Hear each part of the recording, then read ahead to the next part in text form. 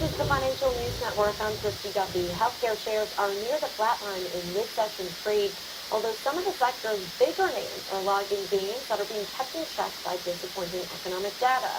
The Dow Jones U.S. Healthcare Index is down by a penny to $329.92. In midday news, Johnson & Johnson and AstraZeneca have ceased studies of experimental painkillers due to worries that the drugs could raise the risk of joint damage. The FDA notified J&J last week that development for the drug Ranumab had been put on hold. Meanwhile, AstraZeneca said it had stopped early-stage research on a similar drug.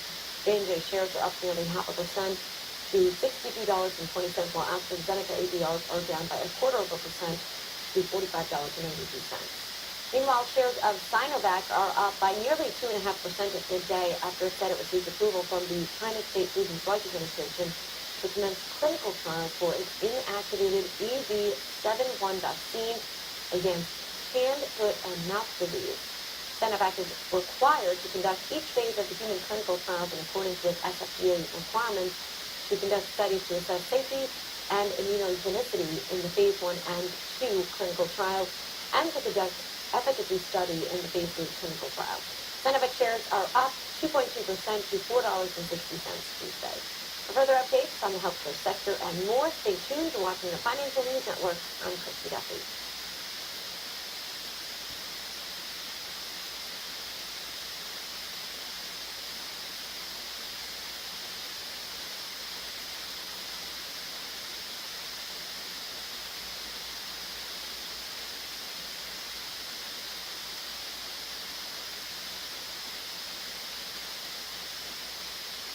Enteroviruses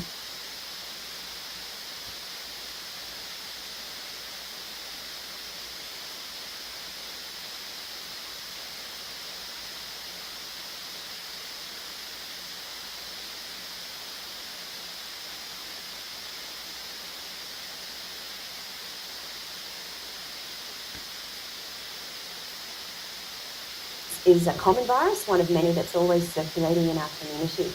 At the moment, we have a severe strain of it circulating in Australia, and our message to parents is to be alert but not alarmed. So in most cases, this is a mild disease, and children will just be a bit off colour, have a bit of a runny nose, perhaps a bit of diarrhoea, and if they have the hand, foot and mouth disease aspect of it, there might be some blisters on the hands, feet and in the mouth. In all those cases, the children recover in a few days and very unlikely to progress to anything more serious.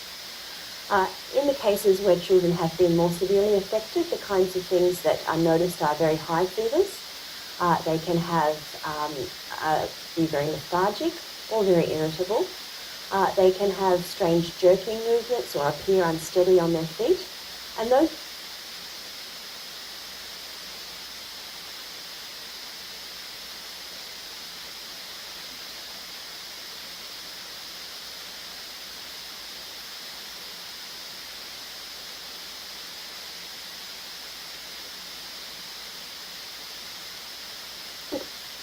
kinds of signs where we'd encourage parents to seek medical attention quite quickly so that their GP or their emergency department can assess the child to see if they have the signs that require hospital admission.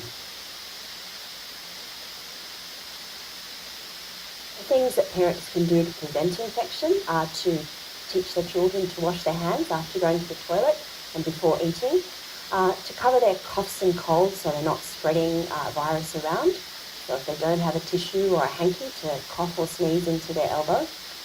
And if they do have some of the infection with this virus, which can show up as a mild cough or a cold, or it can be hand, foot and mouth disease, to keep their kids at home until they've recovered and any blisters they might have dried up, and so they don't spread the infection to other children.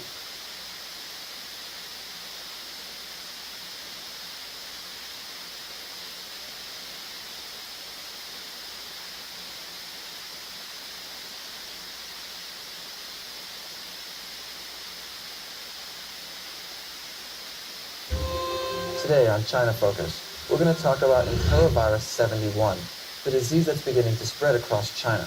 We have here in our studio today Dr. Sean Lin, China analyst and health expert. Sean, thanks for being here. Yeah, great to join the program. Thank you, Sean. Now, what exactly is enterovirus 71? Enterovirus 71 is a single-stranded RNA virus, and like poliovirus, Coxsackie virus, they all belong to the genus of enterovirus. And enterovirus can cause hand, foot, and mouth disease. So depending on which virus causing this disease, and the outcome, the symptom will be different. So if it is caused by Coxsackie virus, then it's a mild infection, and usually it's not fatal. But if it's caused by enterovirus 71, it could be fatal. Now, what is the status of the enterovirus 71 at this point in China? Right now, this outbreak actually has occurred in many provinces in China, Zhejiang, Guangdong, Beijing, Shaanxi, also Anhui province. And Anhui province is the most serious one. In this province alone, it's over 5,000 cases. And the death toll right now is totally 26 by May 5th. And the actual total infection cases by the latest CNN report is already over 10,000. And what are Chinese officials doing to deal with the enterovirus right now?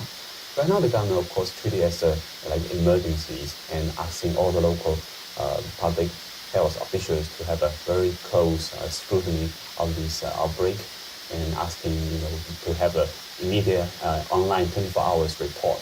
So this actually suggests this case is very serious in China. Now, in 2003, there was a SARS outbreak, and of course, we know the Chinese Communist Party tried to cover that up at that point. Are we seeing a cover-up now, or are we seeing more open reporting? Actually, in Anhui province, let's look at the Anhui province, which is the most serious case. So in early March, there are already reports about infants and children being infected by the hand, foot, mouth disease. And by March 28th, actually already seen 5 infants died. But the government didn't release any alert to the public and didn't give any explanation what kind of disease might cause this. So we're talking about a month between the initial outbreak and when the Chinese officials officially said this is enterovirus 71. Right? Yes, probably 1.5 months to 2 months. So it takes a long time, and that's why many people now in China complain why the government didn't give enough early notice to the public, make the public have enough time window to take precautions. And the schools were not closed, the children, the families, they are not alert in how to protect their kids, especially when it's an outbreak in Anhui province. Now, is there any danger for people traveling to China at this time? This disease usually happens in infants or kids under 5 years old. So actually not a danger for travelers, the adult travelers right now. I think that there are many things that make people worry about the situation, because how can very obvious disease actually, for example, this hand, foot, mouth disease, usually the physicians or pediatrics can see from the sores in the throat and the rashes in the hands and feet. Very easy to diagnose. Why the government actually confuse it as a severe pneumonia in the middle of April, and why it takes so long to recognize this enterovirus 71? And we know in the Capital Institute of Pediatrics, they already have several PCR primers can easily identify these viruses from the specimens of patients. So